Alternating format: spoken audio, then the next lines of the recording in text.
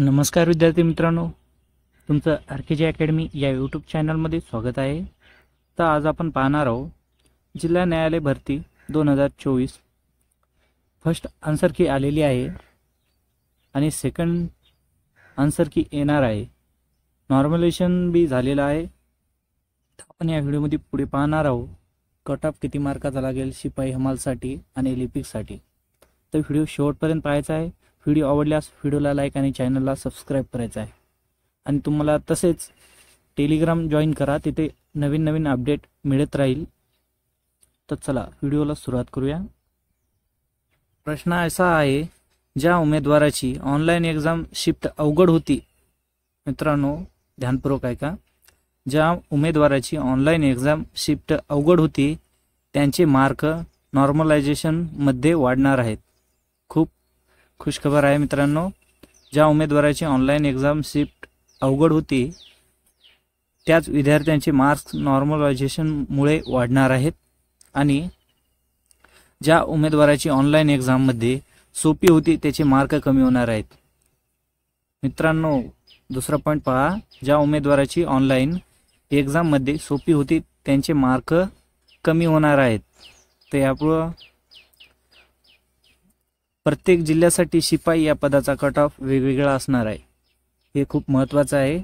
खूप सारे विद्यार्थी मला खाली कमेंट करतात, सर माझ्या जिल्ह्याचा कट ऑफ किती लागेल वगैरे वगैरे विचारत आहेत कमेंट करून। तर त्यांना मी सांगू शकतो की तुम्ही ज्या जिल्ह्यामध्ये फॉर्म भरलाय ना त्या जिल्ह्याची पद किती होते त्यानुसार तुमचा लागू शकतो कट ऑफ। समजा 3000 पदे असेल तर त्यामध्ये कमीत कमी 18-19चा कट ऑफ लागल किंवा 17चा पण लागू शकतो। तर पुढे पाहूया, प्रत्येक जिल्ह्यामध्ये लिपिक या पदाचा कट ऑफ वेगवेगळा असणार आहे आणि हे बी खूप महत्त्वाचं आहे।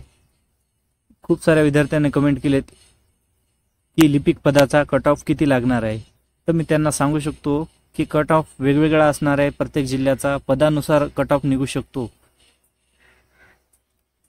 शिपाई या पदासाठी किती मार्कवर उमेदवार पात्र असतील हे बी खूप महत्त्वाचं आहे। शिपाई पदासाठी किती मार्कवाले उमेदवार हे पात्र असतील ते आपण या व्हिडिओमध्ये पाहणार आहोत। तर पहा, 15+ एवढे मार्क असणारे पुढील टप्प्यासाठी तयारी करायची आहे। विद्यार्थ्यांनो ज्याचे 15च्या वरील मार्क आहेत त्या विद्यार्थ्यांनी पुढील टप्प्याची तयारी करायची आहे। लिपिक या पदासाठी मार्कवाले उमेदवार हे पात्र असतील। लिपिक या पदासाठी किती मार्कवाले उमेदवार पात्र असतील ते आपण या पाहूया या व्हिडिओमध्ये। तर 20+ एवढे मार्क असणारी पुढील टप्प्याची तयारी करायची आहे। मित्रांनो ज्यांना 20+ मार्क आहेत लिपिक पदासाठी त्या मार्कनुसार पुढील टप्प्याची तयारी करायची आहे त्यांनी 1/7 या प्रमाणामध्ये उमेदवार घ्यायचे आहेत, त्यामुळे आपला कट ऑफ या ठिकाणी कमी लागणार आहे। तर समजा एका पदासाठी 7 मधून एक विद्यार्थ्यांना उमेदवारांना घ्यायचे आहेत, त्यामुळे आपला कट ऑफ या ठिकाणी कमी लागणार आहे।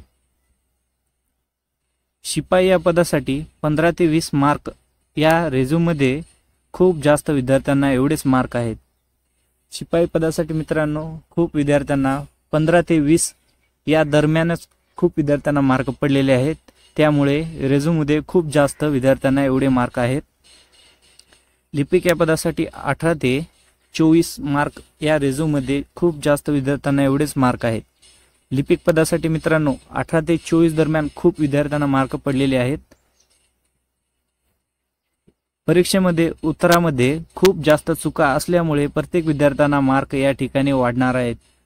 मित्रांनो खुश खबर आहे बघा, विद्यार्थ्यामधील जे पेपरला जेवढे विद्यार्थी गेले होते त्या परीक्षामधील उत्तरमध्ये खूप जास्त चुका होत्या। मित्रांनो जे प्रश्न दिले होते ना TCS पॅटर्ननुसार ते प्रश्न काही खूप चूक होते तर काही बरोबर होते, त्यामुळे तुमचे मार्क वाढणार आहेत। विद्यार्थ्यांनो यासाठी तुम्ही पुढच्या टप्प्यासाठी तयारी करा। जर व्हिडिओ आवडला तर व्हिडिओला लाईक आणि चॅनलला सबस्क्राईब करत जा मित्रांनो।